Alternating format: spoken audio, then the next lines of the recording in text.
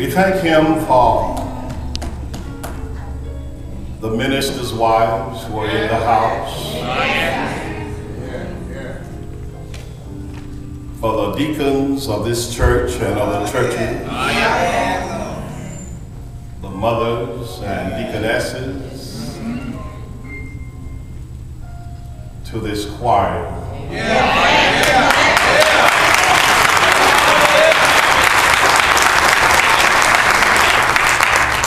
Singing the songs of Zion. To the ushers at their posts. Come on, Rip. Come on. All of my father's children. We moved the Bible study to Moultrie tonight.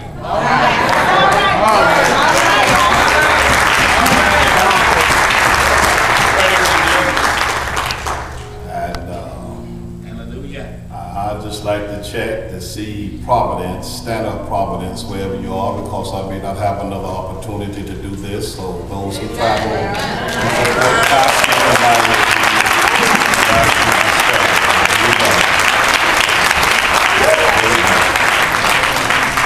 so we give God the glory and we give him the praise. Now you know I don't stand behind the sacred desk long. All right. Take your time, Bill. Take your time. As a matter of fact, I'm almost through. Take your time. Don't get no hurry.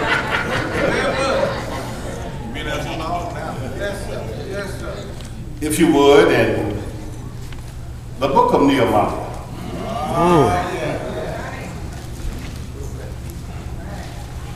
The second chapter of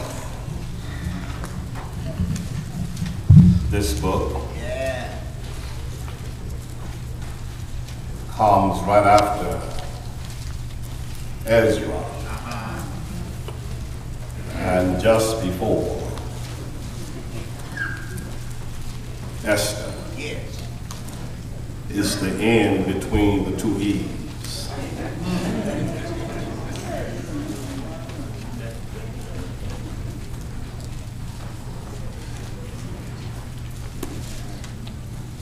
This second chapter, beginning with verse 17,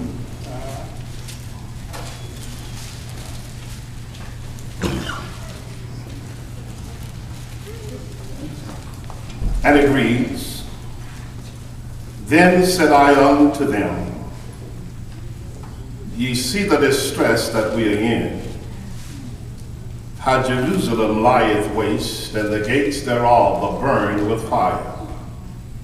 Come and let us build up the wall of Jerusalem, that we be no more reproach. Then I told them of the hand of my God, which was good upon me, as also the king's words that he had spoken unto me. And they said, Let us rise up and build. So they strengthened their hands for this good work."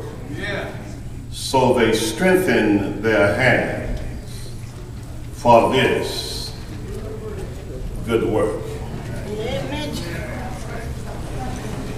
Let's just make it time. God was a gracious friend to Israel. All right. But Israel turned her back on God. But the turning was not an all the way around turn. For had Israel turned all the way around, she would have still been walking with God. Come on. But Israel made a 180-degree turn. And when she turned her back on God, when she disobeyed God, when she rebelled against God, it seemed, it appeared as if God backed up. Yeah. Come on, Red. Come on. And allow me to share with you for just a few moments about what happened when the Lord backed up.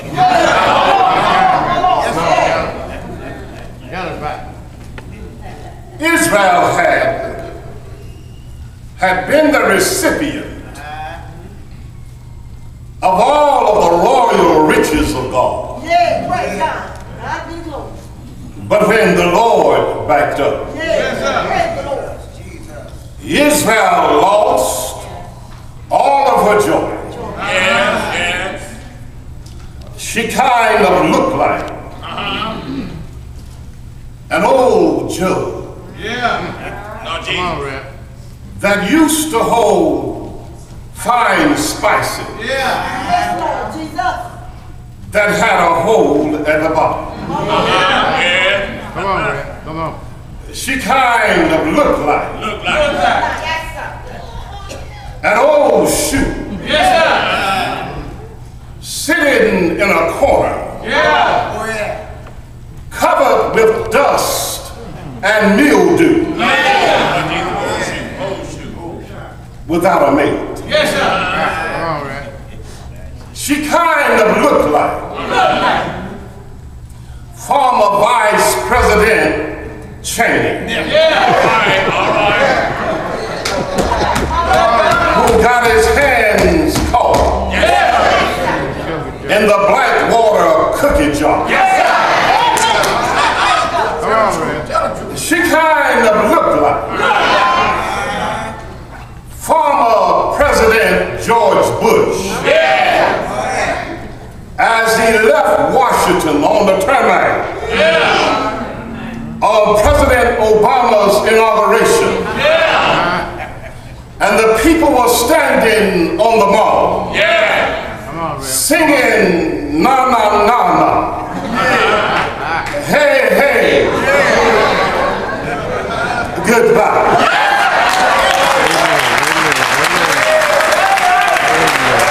Israel looked back. She kind of looked like an old wheel plow leaning up against a fence with no handle and a bent wheel.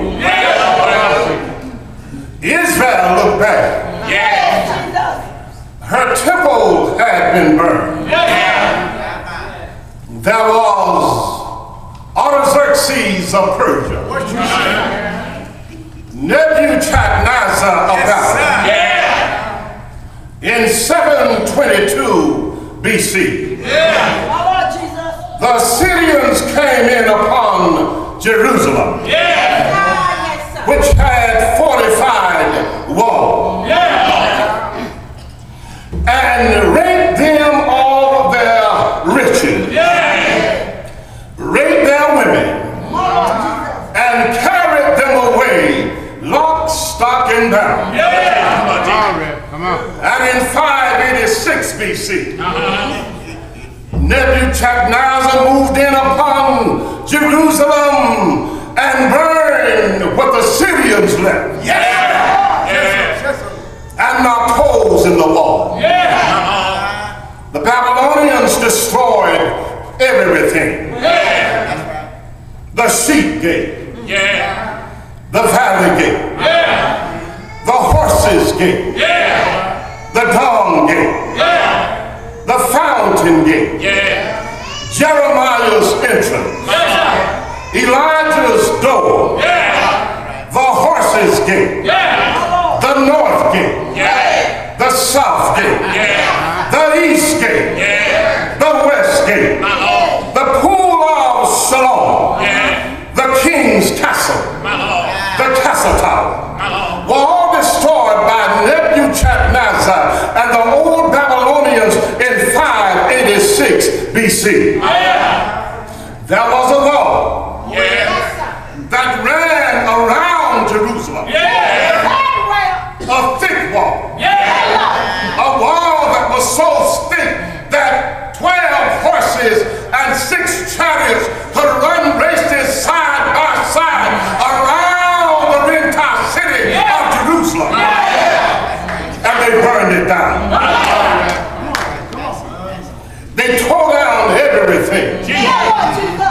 There was a time when Israel would be full of joy.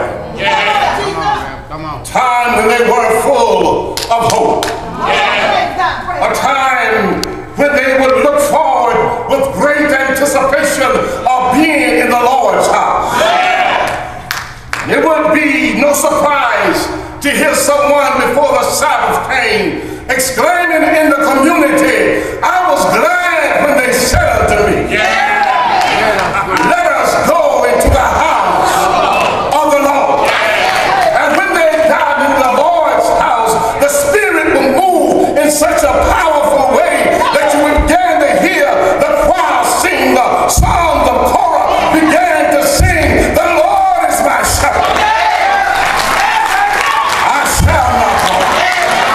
They would begin to sing, the Lord is my light and my salvation. Whom shall I fear? The Lord is the strength of my life. Of whom shall I fear?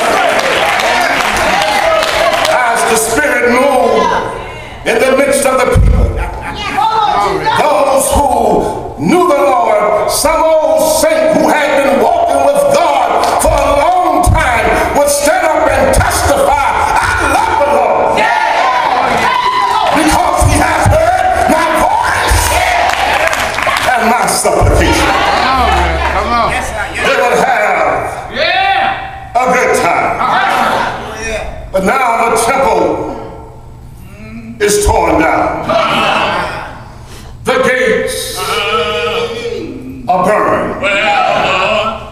The walls have been burnt down. No more joy. No more jubilation. No more jubilee. Carried the finest men captive to a strange and alien land where Jehovah was not God. I wonder if you can see it tonight. Come on. The Bible says that there was a man by the name of Nehemiah. Nehemiah was not a rich man, but Nehemiah was doing pretty good in the land of Artaxerxes of Persia. Things were faring well for him because Nehemiah had a pretty good job. For Nehemiah, the Bible says, was the king's cupbearer. In other words, all of the delicacies, all of the food and drink that would come to the king, Nehemiah had to taste first. But one day, Nehemiah received news from home. And the news was bad. For they told Nehemiah that the remnant of the diaspora was not faring well back home. And it pulled at his heart. And that's something about